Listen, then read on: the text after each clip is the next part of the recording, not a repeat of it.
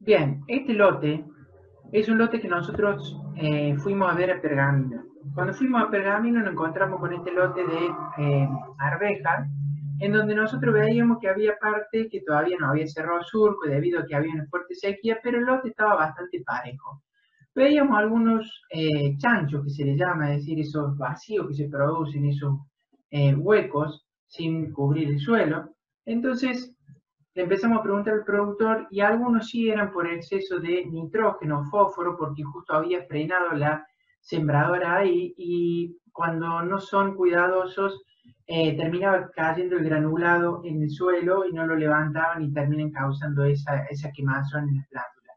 Pero lo que notamos en este video que voy a mostrar es que hay, fíjese, un alto. Fíjense que acá tenemos un alto, ahí para el video, y después tenemos una curva, una bajada y una curva de nivel, que viene hacia dónde, hacia el bajo del lote. Entonces, ¿qué fue lo que pasó? Si seguimos viendo el video, termina cayendo en una sola parte del lote, que casi se encuentra totalmente pelado, causando lo que se denomina el famoso carryover. Es decir, de la loma, fíjense en este lote acá al fondo, qué lindo que se encuentra y qué verde. Ahora, en esta parte donde venía la escorrentía y cuando llovió se acumuló la gran cantidad de agua acá, no fue por anegamiento, sino que fue por residuos fitosanitarios denominado a lo que se le denomina carryover. Bien, esto es un lote hortícola donde un productor sembró lechuga, obviamente, ¿no es cierto? ¿Y qué notamos? Notamos que acá tenemos un manchón muy grande. ¿De qué? De que me faltan plantas. ¿Y a qué se puede deber esto? Cuando empezamos a indagar al productor, ¿qué es lo que sucedió? Fue causado por una asfixia radicular. ¿Y por qué fue causado por una asfixia radicular? Porque si fijamos, el lote está en esta parte donde tiene el manchón muy bajo. ¿Y qué es lo que sucedió? ¿No niveló bien? No, sino que niveló, pero cuando niveló el productor, llovió. ¿Y qué hizo? Después de la lluvia, todo productor siembra. En vez de volver a nivelar, sembró. Y después se produjo una asfixia radicular por una acumulación de agua debido a que cuando volvió a llover estaba desnivelado y se acumuló bastante agua. Esto es en Santa Rosa de Río Primero, en un lote de papa que fuimos a ver de los CREA Norte, en donde nos llamó la atención desde arriba de la camioneta, y acá podemos decir de que no hay que ser ingeniero de arriba de la camioneta, y dijimos, miren qué manchón que hay en este lote precioso de papa, porque está hermoso. Y dijimos que era un manchón de Phytophthora infestans. Aparte, estaban las condiciones, estaba fresquito y encima vemos que está medio encharcado acá. Entonces dijimos, chao, esto es un manchón de Phytophthora. Cuando nos arrimamos nos llevamos la sorpresa de que no era un manchón de Phytophthora infestans, sino que había sido causado por una sobredosis de algún producto hormonal, seguramente de algún fitosanitario. Miren cómo venían estos ápices todos doblados, todos arrugados, y en la disminución en la hoja foliar, a comparación siempre de que de una hoja normal. Fíjense la hoja normal de papa versus esta hoja chiquitita que tenemos en la parte inferior. Entonces seguramente que el aplicador pasó con el ala 2 veces, algo debe haber pasado que produjo ahí una sobredosis de aplicación. Bien, en este lote de trigo también podemos lograr y ver que se produjo un manchón grande en donde tenemos el trigo verde versus un trigo bastante como si hubiera agarrado una sequía. Cuando nos arrimamos y miramos, tenemos una gran presión de pulgón negro. Ahora, el pulgón negro no es tan importante en trigo, pero en altas concentraciones sí es importante. Entonces, eso era lo que tenía, una gran presión de pulgón negro, si bien, vuelvo a reiterar, no es importante el pulgón negro, pero en bajas concentraciones. Fíjense la cantidad que tiene esta lámina foliar de pulgón negro. Esto es una muestra que llegó al laboratorio, que el productor pensaba que era un hongo debido a que lo había visto de arriba de la camioneta y parecía un micelio blanco algodonoso. Pero cuando lo ponemos en lupa, ¿qué miramos? Vemos esas hermosas arañuelas que van tejiendo esas telarañas, y si nos arrimamos un poco más a lupa, se terminan viendo las hermosas arañuelas causando daño. Bien. Esto es una hoja de soja en la cual veíamos esta especie de ¿qué? De clorosis, de puntos blancos. ¿Qué sería este síntoma? No, es un raspado por un insecto, que puede ser por un ácaro, puede ser por un trips. En este caso, la damos vuelta a la hoja, la ponemos en lupa y vemos que tenemos el ácaro que está raspando la hoja. Tenía un importante ataque de ácaro esa hoja de soja. Bien, por otro lado, un día vino un productor y trajo esta muestra de planta de lechuga, a la cual podemos observar, si le hago un poquito de aumento, que dijo que tenía fusarium debido a ese marchitamiento que tiene en general la planta. Pero si nos observamos bien, tiene una entrada muy importante, y la entrada, esa herida es causada ¿por quién? Y vaya a saber, porque puedo haber sabido, bueno, hagamos un corte en lo que es el tallo, y si hacemos un corte, fíjense la galería que había producido esta larva. Entonces, no era fusarium, sino que era causada por un insecto. Ahora, ¿puede ser entrar una bacteria? Obviamente. Puede ser fusarium también. Recuerden que fusarium entra por herida y las bacterias también. Entonces, después de que se haya producido la herida, podemos llegar a tener un zoológico. Pero ¿quién fue el que me causó el primer marchitamiento, el problema en el sistema vascular? El insecto. Entonces, debemos observar bien que por más que nosotros hagamos un aislamiento y me salga fusarium, el fusarium puede haber sido entrado debido a la herida el que produjo la larva. En este lote podemos observar un cultivo de garbanzo en donde, ¿qué observamos? Una mancha. Comenzamos el cultivo, el lote, en términos de una panorámica, estaba totalmente verde, salvo una parte que estaba con este síntoma, que veíamos esta clorosis, y que se estaba empezando a expandir muy rápidamente. ¿Y qué sucedió? Trajimos la muestra al laboratorio, vemos las hojas, y esto manchas en forma de B, comienzan en forma de B y como concéntricas. Cuando le hacemos un poquito de zoom, vemos que era causada por Ascophyta rabeyi, la rabia del garbanzo. ¿Y cuál es el signo que vemos? Vemos pinnidios que van desde el centro hacia afuera en forma de círculos, los cuales, si nosotros los reventamos, ¿qué deberíamos ver? Obviamente que deberíamos ver si son pinnidios conidios, es decir, estructuras esporas asexuales. Es una enfermedad muy importante en garbanzo, porque si tengo las condiciones para que prospere el triángulo de la enfermedad, tiene una propagación muy rápida. Ahora, lo curioso es que nos llega una muestra al laboratorio diciendo el productor de que tenía, de garbanzo, de que tenía Ascophyta rabeyi. Pero ¿cuál es la primera diferencia que encontramos?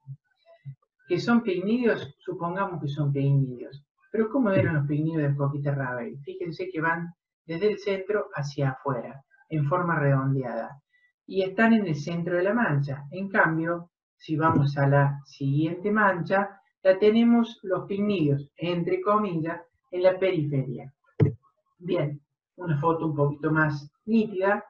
Y después, cuando hacemos los preparados, notamos de que estos son los conidios, chicos, de Ascophyta rabeyi. Es decir, las esporas asexuales que se encuentran dentro de estas estructuras que son los pinnidios. Bien, y ahí llegamos a decir de qué es Ascophyta.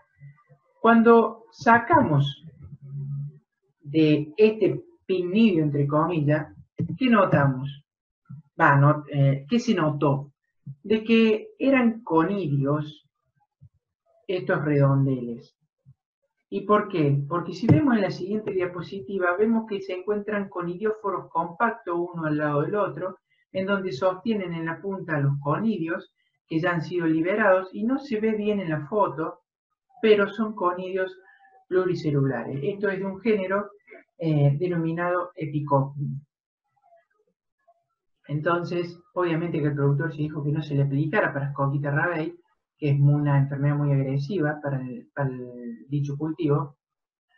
Siguiendo con el cultivo de garbanzo, caminando el lote, muchas veces encontramos estas manchas. Ascoquita ataca a lo que son los cascabullos también, aparte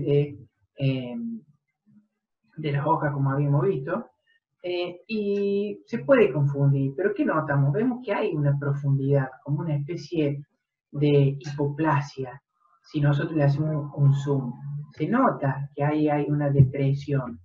Si seguimos caminando el lote, siempre observando, no nos podemos quedar con una plántula, ¿qué notamos? Notamos que en otros cascabullos tenemos el mismo síntoma, y al lado otro síntoma más. Y seguimos caminando el lote, ¿y qué encontramos? Un orificio. Entonces, ¿qué me está causando esto? Me está causando una oruga, ¿no es cierto? Entonces, seguimos caminando el lote y nos encontramos con la doña causando el orificio. La llevamos al laboratorio y encontramos justo una entrando a su nueva casita que vendría a pasar a ser el cascabullo. Bien, en este lote hortícola nos presentamos de nuevo en un cultivo de lechuga, en donde vemos que las lechugas han sido implantadas supuestamente en hilera, pero la distribución de las mismas y el crecimiento y desarrollo es de una manera heterogénea y no homogénea, no en hilera. ¿Y qué pasó? Cuando nosotros vemos, empezamos a ver en el borde de la hoja, esta quemazón, esta clorosis, está habiendo un problema en el sistema vascular, y por otro lado, vemos una especie de podredumbre. Cuando nosotros arrancamos la lechuga y la damos vuelta, ¿qué notamos? Vemos esto que son un pedacito de panes de tierra, ¿o no? No, mentira. Son esclerotos. ¿Esclerotos de qué género? Del género Sclerotinia, no Sclerotium. Sclerotium son más redonditos y más chiquititos. Sclerotinia, que ataca también a la soja, nosotros lo vimos, esta enfermedad de esclerotinia en soja, tiene estos esclerotos de formas irregulares que pueden llegar hasta 2 centímetros y que duran entre 3, 4, 5 años en el suelo. Le dijo a este productor de que haga rotación de cultivo, de que no sembrara una especie susceptible de esclerotinia, debido a que esclerotinia tiene un amplio rango de hospedante también, y no hizo caso. Al no hacer caso, ¿qué pasó?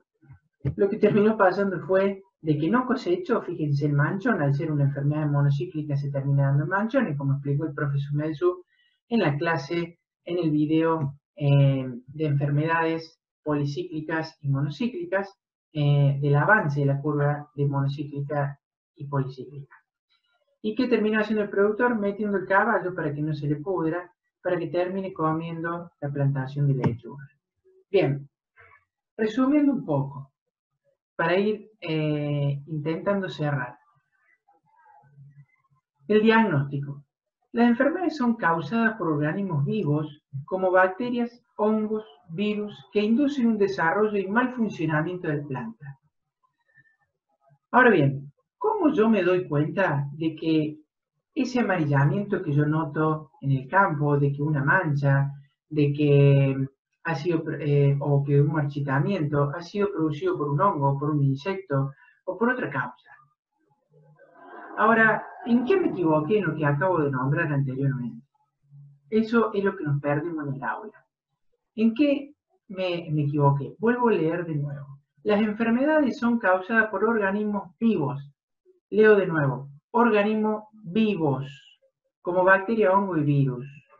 Y hay un error. ¿Por qué? Porque en este cursado nosotros vimos que en la gran mayoría de los papers no son considerados los virus como organismos vivos, valga la redundancia. Los virus no son considerados organismos vivos. Entonces, ¿qué sucede? ¿Por qué no son considerados? Recordemos, porque no se alimentan, no excretan y no respiran. Es decir, no tienen un metabolismo propio o propiamente dicho. Por eso no se los considera. Quería ver a ver si estaba atento y por eso dejé ese error ahí. Ahora bien, ¿cómo yo me doy, retomando con el anterior, cómo me doy cuenta de que esa hoja amarilla, esa mancha, ese marchitamiento, no es causada por un insecto y es causada por una bacteria, por un hongo, etcétera, etcétera, etcétera? Porque debemos seguir una serie de pasos para el diagnóstico. El paso número 1, a grandes rasgos, podemos decir de que es la identificación de la especie vegetal, del hospedante. Nosotros debemos conocer qué es lo que es el cultivo que vamos a ver, debemos conocerlo, o por lo menos saber de qué es una planta sana.